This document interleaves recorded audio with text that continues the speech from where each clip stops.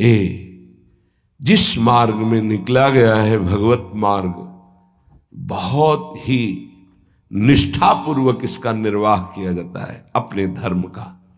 अनुकूलता, प्रणाम नमस्कार नहीं, भारी प्रतिकूलता और प्राणों को प्रतिपल कष्ट मिले तो भी जो ना टूटे उसे निष्ठा कहते हैं। बड़े बड़े महापुरुषों ने इस भागवतिक धर्म, महान धर्म को स्वीकार करके हर कष्ट सहा है। प्रहलाद जी क्या कष्ट नहीं दिया गया, कबीर साहब क्या कष्ट नहीं दिया गया इनको। गुरुजनों की जब इनकी प्रणाली पढ़ो तो होश उड़ जाते हैं कि एक एक महापुरुष को इतना कष्ट और उनको कभी कष्ट महसूस नहीं हुआ, वो सदैव गरजते ही रहे। अब उनको जो दिखाई दिया वो दूसरों को नहीं दिखाई देगा। उनके मुख से यही निकला है, तेरा किया मीठा लागे। गजब, मतलब रोने के सिवा कोई भाव नहीं बन पाता, केवल रोना की। कितनी सामर्थ्य इन महापुरुषों में है कि ऐसी स्थिति में भी प्रभु से प्रश्न नहीं है और सामर्थ्य इतनी कि भस्म कर सकते हैं। इतना भजन का तेज है, पर उन्होंने कभी कुछ नहीं प्रतिकूलता की, चुपचाप सह गए, प्राण त्याग दिए अपने धर्म, अपनी निष्ठा पर। अपने लोगों को इन महापुरुषों से एक प्रेरणा मिलती है कि काम, क्रोध, लोभ, मोह, मद, मत्सर, भूख, प्यास, सर्दी, गर्मी, मान, अपमान, दुनिया के जितने द्वंद्व हैं ये सब एक साथ टूट पड़े तो भी हम अपनी निष्ठा नहीं छोड़ेंगे। उपासक देखो, अनुकूलता होती तो जय जय, प्रतिकूलता होती तो भाग पड़े। तुम कायर हो, भगवत मार्ग के शूरवीर थोड़ी हो। नाम जापक, धर्मनिष्ठ, उनकी जय जयकार की जाती है। आप अविनाशी भगवान के अंश हैं। ये शरीर छूटेगा, आज नहीं तो कल छूटेगा। अगर धर्म में छूटे तो इसकी जय जयकार है, और अगर भोगों में छूटे तो बहुत ही जीव सब छोड़ रहे हैं भोगों में। धर्म निष्ठा का तो जिनका हमने पद सुनाया था पलटू बाबा का, मची नाम की कीच, इनका ऐसा प्रभाव था कि जहां ये नाम उच्चारण करते रोए बिना कोई नहीं रह सकता था। ऐसी करुणा थी इनकी उच्चारण करने में, पर इनसे भी द्वेष करते थे लोग। इतना द्वेष किए कि एक दिन ये रात्रि में कुटिया में सो रहे थे, इनकी कुटिया में चारों तरफ से आग लगा दी। भौतिक शरीर तो वहीं दिखाई दिया, लेकिन भक्तों की मंडली सहित जगन्नाथपुरी में सुबह पाए गए। पार्थिव शरीर तो अयोध्या में ही रहा, पांच भौतिक जो कुटिया में जल गया, और वो दिव्य शरीर से जगन्नाथपुरी में भक्तों की मंडली के बीच में पाए गए। तो वहां उनसे पूछा कि आप अवध से कब आए, तो उन्होंने सुबह कहा कि आज ही रात्रि के आए। इतनी जल्दी कैसे आ गए?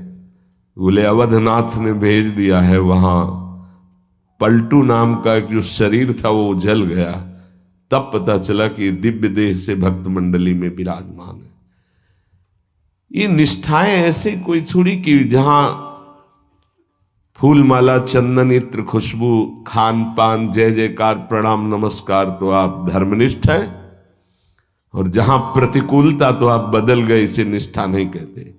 जिस सर पर मनोपुष्प और दुग्ध का अभिषेक हुआ पूज्य पादुड़िया बाबा, उसी सर पर 6-6 इंच के गड़ा से चले ओम पधार गए। इतनी सुकोमल देह ठाकुर हरिदास जी की, महामंत्र जोर जोर से लाखों की संख्या में जपने वाले महापुरुष 22 बाजारों में मार कोड़े जल्लादों ने खाल नोच ली, लेकिन हरि बोल के सिवा शब्द नहीं निकला। इसे कहते हैं निष्ठा। यहां जरा सी कामना पूर्ति नहीं हुई, भगवान पर श्रद्धा हो गई, ये कोई निष्ठावान है? ये निष्ठा कैसे जागृत होती? सिर्फ गुरु कृपा से। जहां गुरुजनों की महिमा पढ़ी तो गुरु कृपा से। गुरु कृपा का स्वरूप क्या है? जो नाम प्राप्त हुआ है यही गुरु कृपा है। बड़े बड़े ब्रह्म ऋषियों ने, महापुरुषों ने एक ही बात कही है कि जिसकी विशेष कृपावती हरि की जागृत हुई हृदय में, उसकी नाम में श्रद्धा हो गई। बस ये बात पकड़नी है। ब्रह्म ऋषियों ने, महापुरुषों ने, बड़े बड़े गुरुजनों ने ये सार बात कही कि जिस पर हरि की विशेष कृपा, वो नाम पकड़ लेता है। चाहे जो आप साधना करते हैं, यदि नाम जप नहीं करते हैं तो वो रंग नहीं आएगा जो नाम जप से आता है। नाम जप, नाम कीर्तन समस्त साधनाओं की पूर्ति है। जैसे योग है, यज्ञ है, तीर्थयाटन है, और भी स्वाध्याय, तपस्या, इनकी पूर्ति है नाम कीर्तन और नाम जप से। यदि नाम जप नहीं है जीवन में तो विश्वास कीजिए स्थिति आना बहुत कठिन है। प्रभु के मंगलमय नाम का श्रवण और कीर्तन, यन्नाम श्रुति मात्रेण पुमान भवति निर्मलः तस्य तीर्थ पदः किं वा दासानाम अवशिष्यते। जिनका नाम यदि श्रवण करने को मिल जाए, गायन को मिल जाए, तो हृदय निष्पाप और निर्मल होकर भगवत प्राप्ति हो जाती है। फिर जिनके हृदय में भगवान का दासत्व जागृत हो चुका है और वो नाम स्वाद ले रहे, उनकी महिमा का क्या वर्णन। यन्नाम ग्रहणन् अखिलान् श्रोत्रनात्मानमेव च सद्यः पुनाति किं भूयस् तस्य स्पृष्टः पदाहिते। आहा, जो प्रभु के नाम का उच्चारण करता है तो जितने श्रोता होते हैं सबके पापों का नाश करके उनके हृदय को पावन करता है। तो उस उपासक को कितना पुण्य प्राप्त होता है, कितनी कृपा प्राप्त होती है। जब जोर से राधा नाम उच्चारण कर रहे, नाम कीर्तन कर रहे, जिन जिन के कान में जड़ चैतन्य के सबका मंगल कर रहा है, ऐसे उपासक के हृदय में प्रभु प्रकाशित हो जाते हैं। जब उनके चरण प्रकाशित हो गए तो फिर इस शरीर का कोई महत्व नहीं रहता।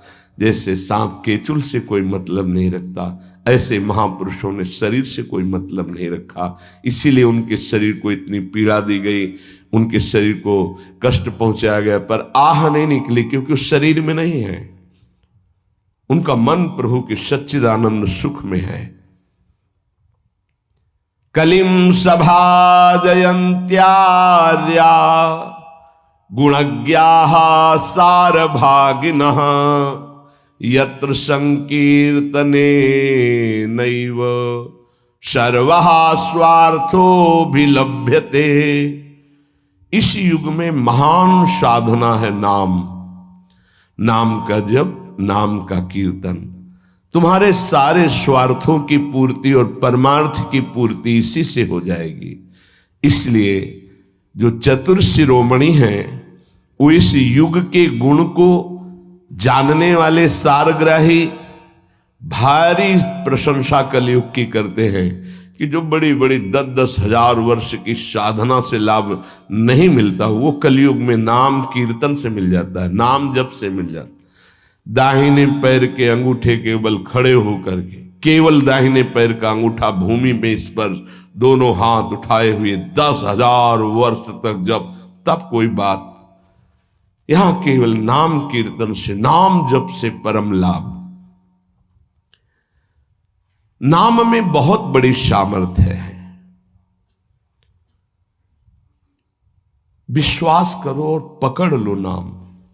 ये जो नाम चर्चा होती है ना, ये सार बात तुम्हें सुनने को मिल रही है, इसे पकड़ लो।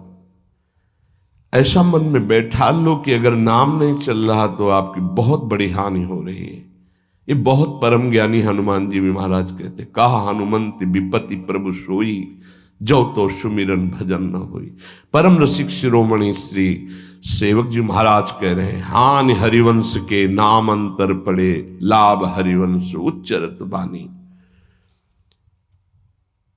उनकी जिह्वा बड़ी पावन हो गई है, जिनकी जिह्वा में नाम चल रहा है। कोई भी हमारे प्रभु के विविध नाम हैं, मुकुंद माधव गोविंद राम कृष्ण दामोदर हरि, जो भी जिनको प्रिय है, जो गुरुदेव ने दिया है। जैसे अपने वृंदावनवासी राधा उपासी, तो राधा राधा राधा राधा राधा, किसी की नहीं सुनना, कुछ नहीं सुनना। क्या महिमा है हमको ज्यादा ध्यान नहीं देना, हमें ध्यान देना है जप में अपने आप महिमा प्रकाशित हो जाएगी।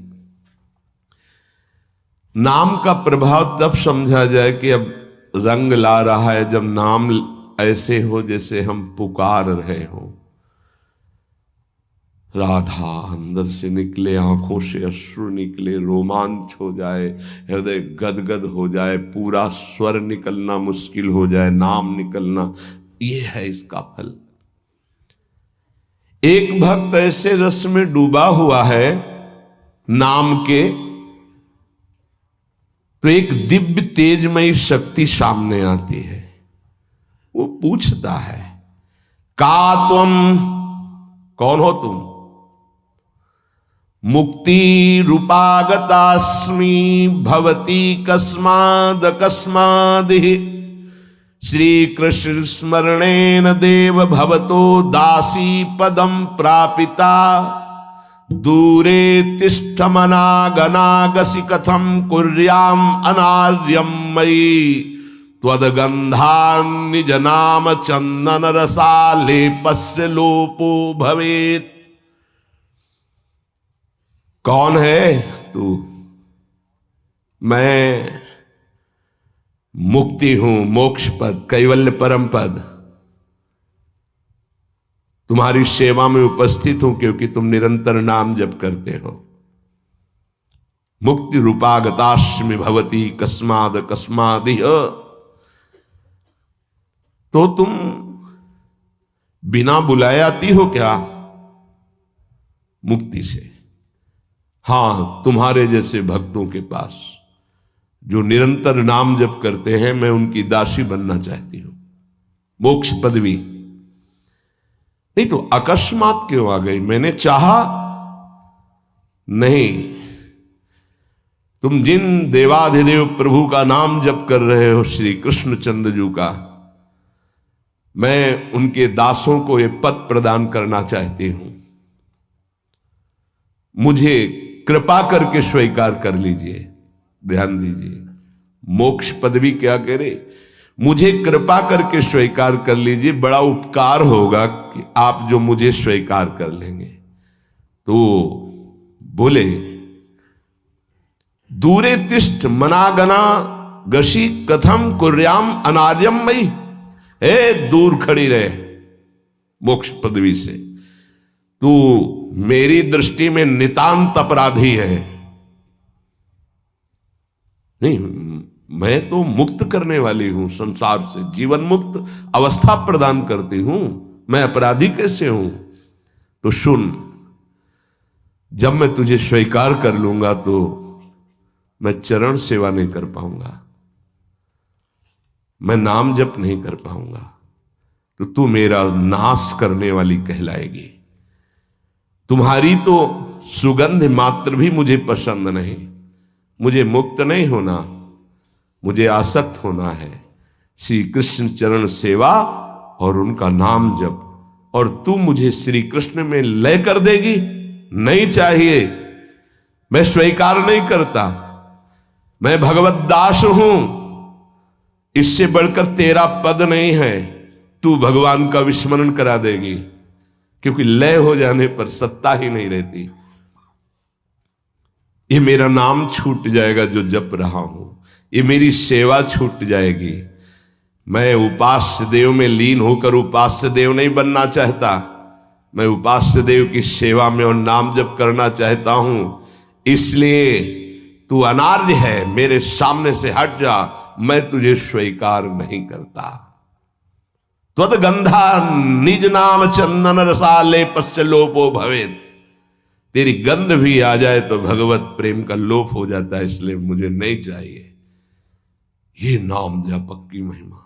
भगवान ने भी कहा दीयमानम न गृह्णन्ति विना मत सेवनम जना। अगर मैं उनको मोक्ष पद भी भेजता हूं, देता भी तो वो स्वीकार नहीं करते हैं। बहुत विचार पूर्वक देखा गया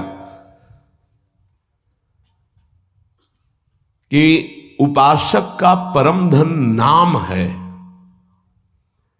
लोक परलोक की जो भी तुम्हें भोग सामग्री चाहिए, पदवी चाहिए, सिद्धियां चाहिए, मोक्ष चाहिए, प्रेम चाहिए, सब नाम जप से मिल जाएगा।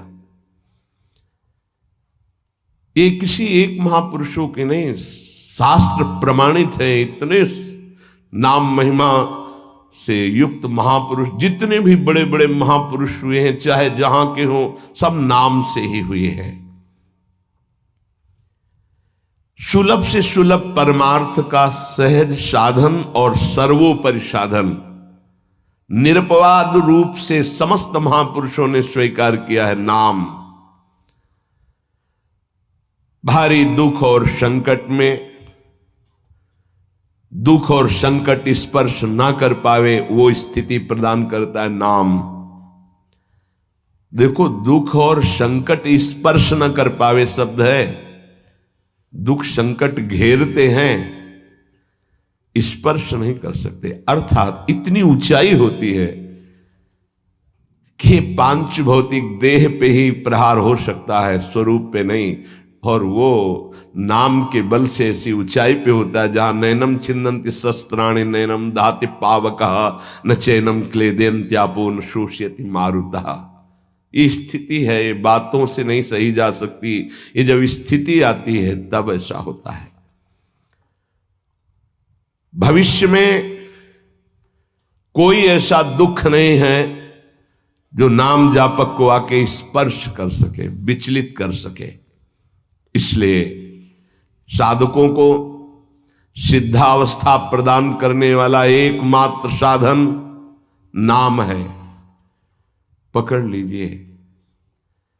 रोज चर्चा इसकी श्री जी करवा रहे हैं, इसीलिए कि यही एक कलिकाल में विशुद्ध महामहिमा में और चहुं युग चौसुरति नाम प्रभाव, चारों युगों में रहा, केवल कलयुग में ही नहीं है। चहुं युग चहुसुरति नाम प्रभाव, कलि विशेष नहीं आनो पाओ। कलयुग में ये विशेष है, न आनो पाओ, स्पष्ट कह दिया, ना आनो पाओ। साधकों को बहुत ध्यान से सुनना है, बड़े महापुरुषों की बातें हैं। सिद्धावस्था की प्राप्ति इसी